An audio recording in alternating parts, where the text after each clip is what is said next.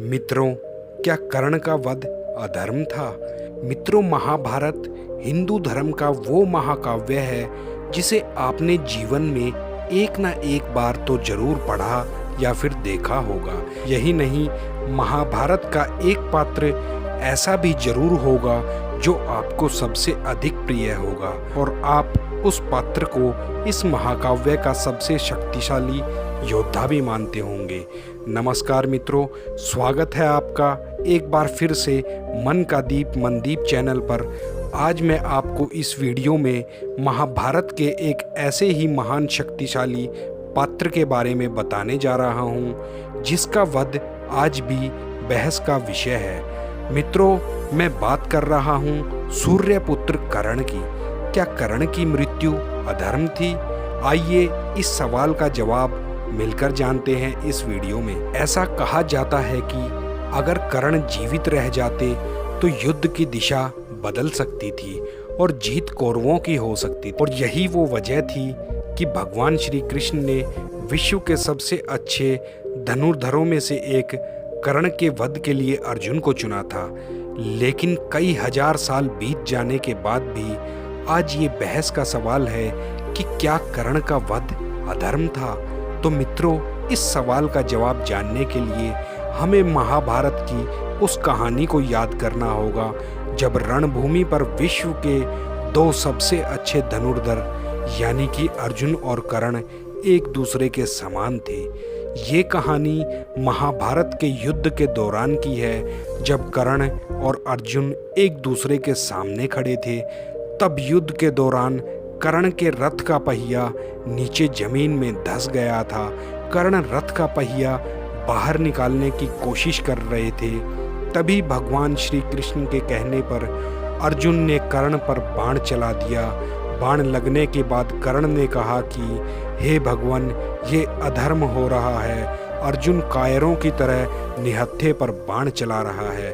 फिर कर्ण अर्जुन की तरफ मुड़े और उन्होंने अर्जुन से कहा कि कायर मत बनो।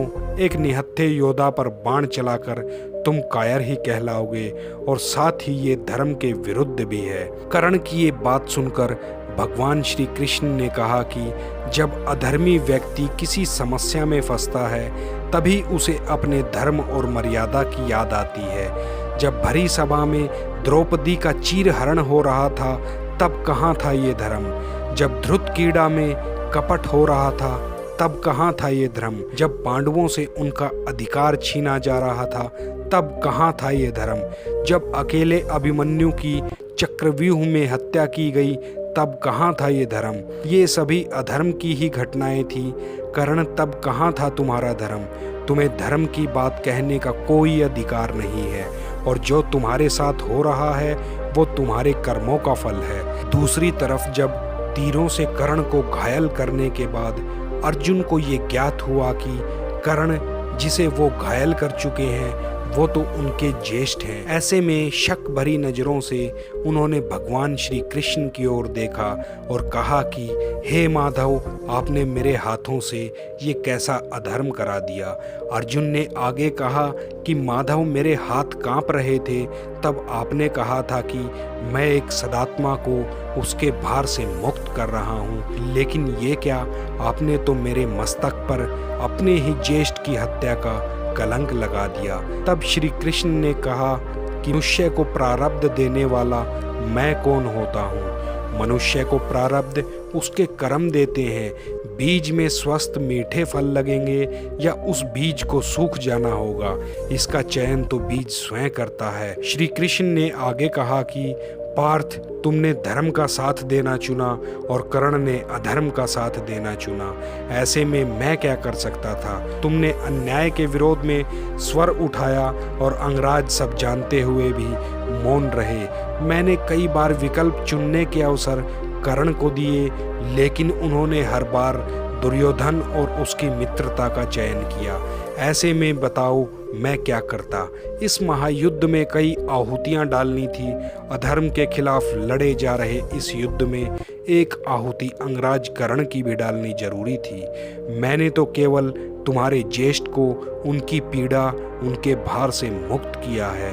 भगवान श्री कृष्ण की ये बात सुनकर ने कहा कि मैं पहले इस संसार से बहुत क्रोधित था, क्योंकि इस संसार ने हमेशा परिवर्तन की कामना करने वाले को गलत ही समझा है, लेकिन अब ऐसा नहीं है। आज मैं खुद को भार मुक्त महसूस कर रहा हूँ। मुझे इस बात का ज्ञान हो चुका है कि मेरी मौत से अधर्म का विनाश होगा और मेरे मरने के बाद भी इस संसार में परिवर्तन आएगा, और यही तो मेरे जीवन का एकमात्र लक्ष्य था।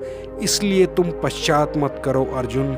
यही नहीं, भगवत गीता में भी स्पष्ट रूप से भगवान कृष्ण ने कहा है, लक्ष्य महत्वपूर्ण है, ना कि वहां पहुंचने का रास्ता। महाभारत में भगवान कृष्ण का पहला लक्ष्य धर्म की रक्षा करना और अधर्म का विनाश करना था। धर्म की रक्षा के लिए कृष्ण नियमों को तोड़ने से भी पीछे नहीं हटे, और कर्ण का वध इसका सबसे बड़ा उदाहरण है। हालांकि श्री कृष्ण के कर्ण को मारने का सही जवाब दे पाना मुश्किल है, लेकिन जो अधर्म के रास्ते पर चलेगा उसका सर्वनाश निश्चित है। मित्रों, कर्ण गलत नहीं थे, सिर्फ उन्होंने गलत लोगों का साथ दिया था, और यही वजह है कि उनकी मौत के बाद भी दुनिया भर में उनको आज भी इज्जत से याद किया जाता है। तो आज की वीडियो में दोस्तों बस इतना ही। अगर ये वीडियो आपको पसंद आई हो तो इसे लाइक और शेयर ज़रूर करना, और हाँ, नीचे कमेंट करके ज़रूर बताएं कि कर्ण के वध पर आपकी क्या राय है। दोस्तों, मौज लो, रोज लो, ना मिले तो खोज लो। और दोस्तों, चैनल को कर दो सब्सक्राइब। आप सबका दिल से धन्यवाद।